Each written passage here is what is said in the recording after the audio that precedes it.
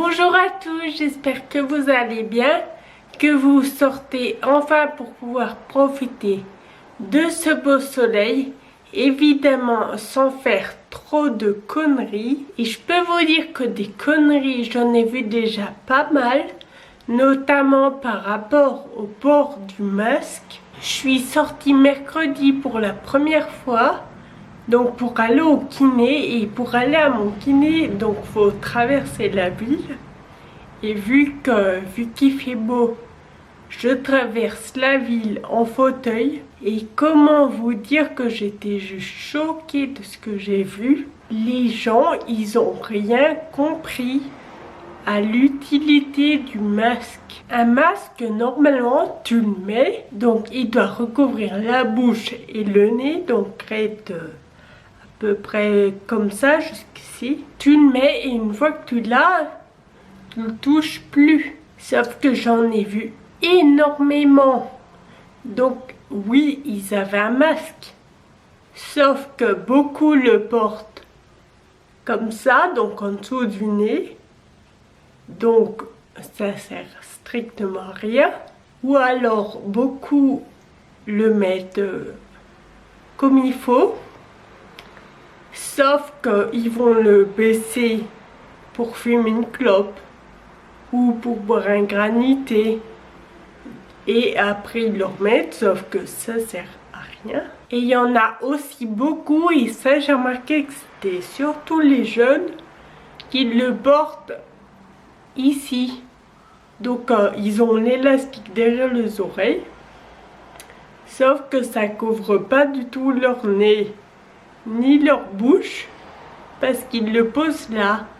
Donc j'ai l'impression qu'ils croient que le masque c'est devenu un effet de mode. Enfin, c'est vraiment n'importe quoi. Dans ce cas-là, autant ne pas en porter. Les gens, ils croient que parce qu'ils ont un masque, ils seront immunisés. Mais enfin, réveillez-vous, un masque, enfin, c'est pas le totem de Koh Lanta, faut arrêter. Les gens qui portent un masque n'importe comment, en espérant ne pas attraper le virus, c'est exactement comme si ils mettaient une capote percée en espérant ne pas tomber enceinte. Et en plus de ça, parce qu'ils portent un masque qui sert à rien, et du coup ils se croient un peu tout permis à s'approcher tout près des gens, à faire vraiment n'importe quoi. Et désolé, mais s'il y a une deuxième vague, faudra pas s'étonner. Enfin bref, je suis pas là pour vous parler de ça. Je vais plutôt dans cette vidéo vous parler un peu de ma vie, de ma maladie, parce que les deux vont un peu ensemble. Donc déjà, je vais faire un petit rappel de ce que j'ai pour les personnes qui débarquent sur ma chaîne et qui n'ont pas vu mes toutes premières vidéos où j'expliquais la maladie. Donc je suis atteinte d'une maladie génétique qui s'appelle l'ataxie de Friedreich. Elle s'est déclarée quand j'avais 10 ans et je suis en fauteuil roulant depuis mes 18 ans jusqu'à la fin de ma vie. J'espère pas, j'espère qu'on trouvera quelque chose avant. Mais normalement, jusqu'à la fin de ma vie, je suis dans un fauteuil. Donc si vous voulez plus de précisions sur la maladie, je vous invite à aller voir mes toutes premières vidéos du début de ma chaîne. Par contre, attention, je tiens à vous prévenir que vous serez choqués. Parce que pour mes premières vidéos, j'étais blonde. Donc en ce qui concerne la maladie, je trouve pas vraiment qu'il y a eu d'évolution depuis les premières vidéos où j'en parlais. Donc j'ai commencé ma chaîne en octobre. Ça fait à peu près 6 mois, en plus, 8 mois. Donc ça fait 8 mois et je trouve pas vraiment qu'il y a eu d'évolution très... Elle évolue, oui, elle évolue. Il y a des petites choses que je faisais facilement avant et que maintenant je mets peut-être un peu plus de temps à faire, surtout par rapport à la mobilité de mes mains ou des choses comme ça. Mais en soi, c'est pas vraiment quelque chose qui me dérange. C'est pas quelque chose qui me donne limite envie de pleurer en me disant qu'avant j'arrivais à le faire et puis maintenant.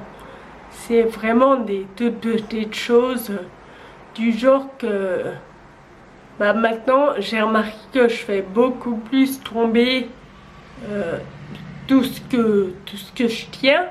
Je le fais beaucoup plus tomber, comme par exemple des fois je mange et hop je vais faire tomber ma fourchette. Enfin voilà, c'est toutes des petites choses comme ça. Tout à l'heure j'étais en train de cuisiner et je faisais vraiment tout tomber. La cuillère, le sel, le poivre, enfin tout. Et limite, ce qui est chiant, c'est pas que ça tombe. Ce qui est chiant, c'est d'y ramasser. Mais bon, après voilà, j'habite toujours seule. Et je peux toujours faire autant de choses que depuis que j'habite seule. Alors par contre, au niveau de la maladie, j'appréhende plutôt pas mal l'été. Parce que l'année dernière, je me souviens que j'ai quand même pas mal galéré. Donc surtout au niveau des transferts et surtout au niveau du transfert des toilettes. Parce que donc le toilette, je m'explique, qu'on a une toilette surélevée, donc du coup avec une lunette en plastique, ou qu'on ait un toilette bas. Donc du coup, comme moi, j'ai dû mettre un rehausse en plastique aussi. Et du coup, les transferts, mais c'est juste horrible. Parce que du coup, on crève de chaud, on transpire. En plus, on est tout le temps assis, donc on transpire plus facilement des fesses. Donc glisser pour faire le transfert sur un toilette, enfin sur quelque chose, pas forcément le toilette, mais comme ceux qui utilisent des planches de transfert, moi je sais que j'en utilise pas. Mais enfin c'est impossible de glisser, on a la peau qui colle au plastique. Et du coup ça nous empêche d'avancer, de faire le transfert.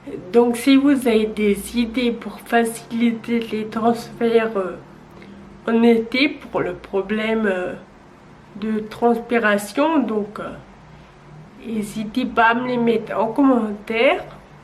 Moi là j'ai une petite idée qui pourrait, j'espère en tout cas, aider. Je sais pas si je vais l'installer ou pas, je pense. Et en tout cas, si je l'installe et que ça marche, forcément, soit je vous en ferai une vidéo, ou soit je vous en ferai une story sur Instagram. Donc voilà, quand je dis que j'appréhende l'été, c'est surtout au niveau des transports. Ensuite, pareil, je vous ai parlé dans une vidéo, donc dans une de mes premières vidéos, que j'aurais peut-être un emploi. Et ben non, je travaille toujours pas. Donc j'avais travaillé dans une entreprise pendant 4 mois en remplacement. Donc j'avais terminé en février de l'année dernière. Et on m'avait dit qu'on allait me rappeler pour le mois de septembre, qu'ils allaient créer un poste pour moi à mi-temps. Donc du coup moi j'étais toute contente, je pouvais passer l'été sereinement en me disant qu'en septembre j'allais travailler. Sauf que ça s'est pas passé du tout comme ça. Donc j'y allais tous les 2 mois. Donc là j'étais retournée en juillet, donc pour le mois de septembre. Et on m'a dit que finalement non, pas en juillet, plutôt en octobre ou novembre. truc comme ça. Et alors j'ai dit ok. Je suis retournée en octobre parce que j'ai pas de nouvelles. Et on m'a dit ah non, plutôt en décembre ou janvier. Je pouvais rien dire, de toute façon, je n'allais pas les engueuler. Ils m'avaient proposé de me créer un poste. Sauf qu'à chaque fois que j'y allais, ils repoussaient, mais ils me disaient pas que finalement, ça allait pas le faire. Donc moi, je continuais d'y croire. Donc j'y suis retournée en décembre parce que du coup, j'avais toujours pas de nouvelles. Et là, on m'a dit que... Donc on m'a dit pas avant le mois de mars. Voilà. Et en plus, on m'a dit que ce serait pas pour un mi-temps, donc 50%, mais pour un 40%. Et pour faire en plus simplement de la saisie. Alors moi, quand on m'a dit ça, encore un 40%, voilà, c'est toujours faire quelque chose, mais c'est pas beaucoup. Mais de la saisie, j'ai quand même un bac+2. Enfin voilà, je suis pas débile. J'ai un bac+2, donc avoir un travail juste pour recopier des choses, c'est non, c'est pas du tout un truc que je veux. Enfin bref, du coup, mois de mars, bah il y a eu le confinement. De toute façon, ils m'ont jamais rappelé pour le mois de mars. Après, il y a eu le confinement. Pareil, on m'a jamais appelé, ne serait-ce que pour prendre des nouvelles ou quoi. On m'a jamais téléphoné ou envoyé un mail. Et là, donc, le confinement est terminé. Pareil, on m'a jamais appelé. Et très franchement, ça m'arrange parce que j'ai même pas envie d'y aller. Franchement, c'est les personnes qui n'ont pas de parole comme ça, moi ça m'énerve. Et donner simplement de la saisie à faire, moi ça m'intéresse pas du tout. Donc si jamais ils me rappellent, mais très franchement je pense qu'ils vont pas rappeler.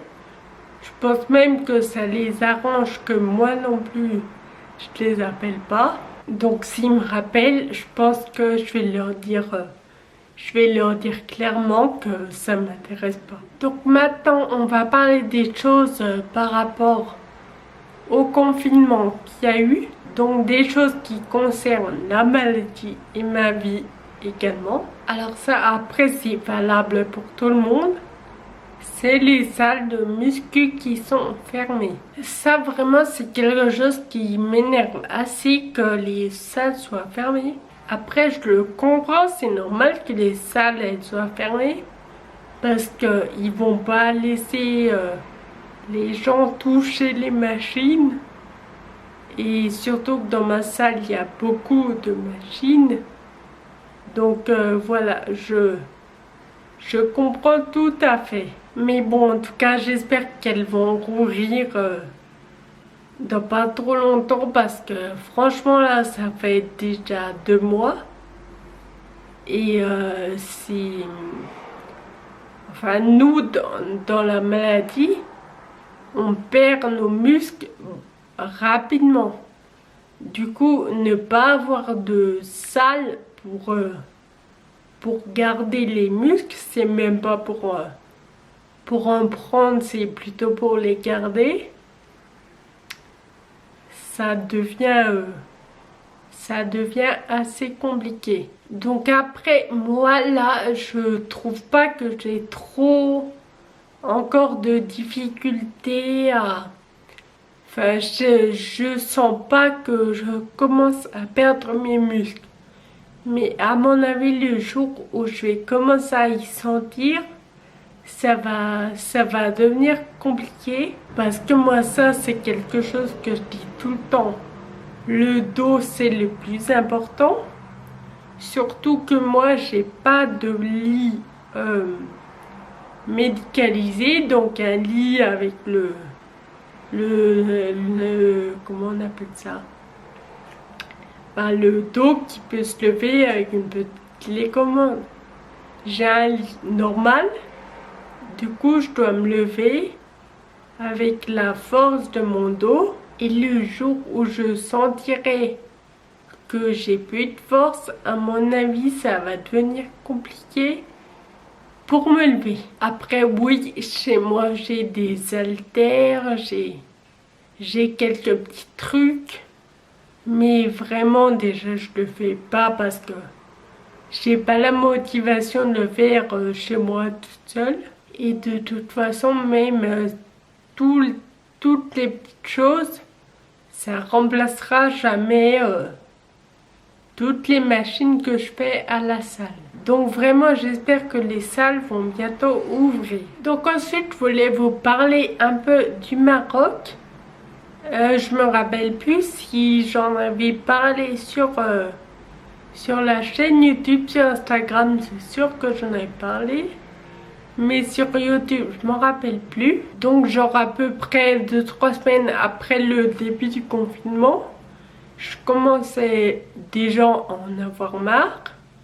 J'étais loin de me douter que ça allait durer 2 mois.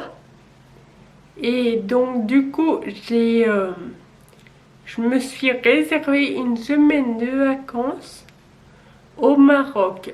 Je me suis dit, là je suis enfermée toute seule chez moi à rien faire du tout. Donc je me suis réservé une semaine de vacances,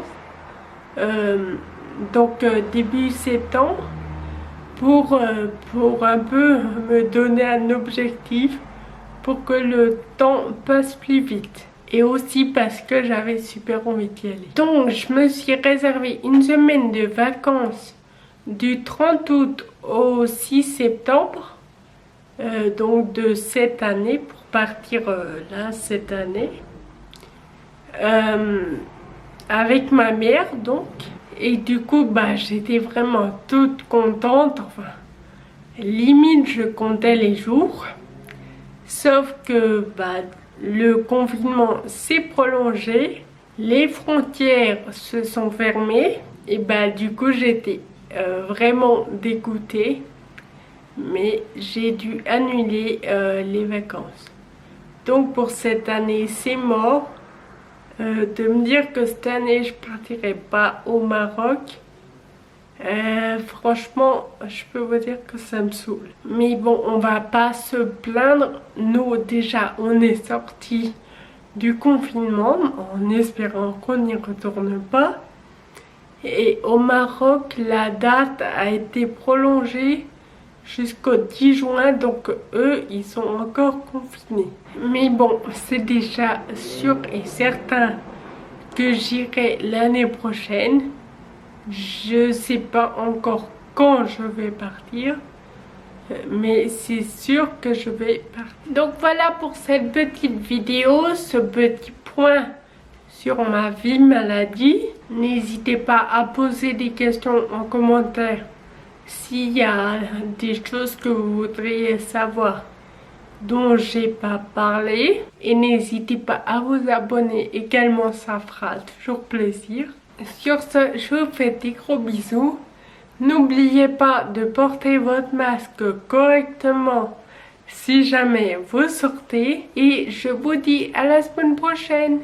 Bisous.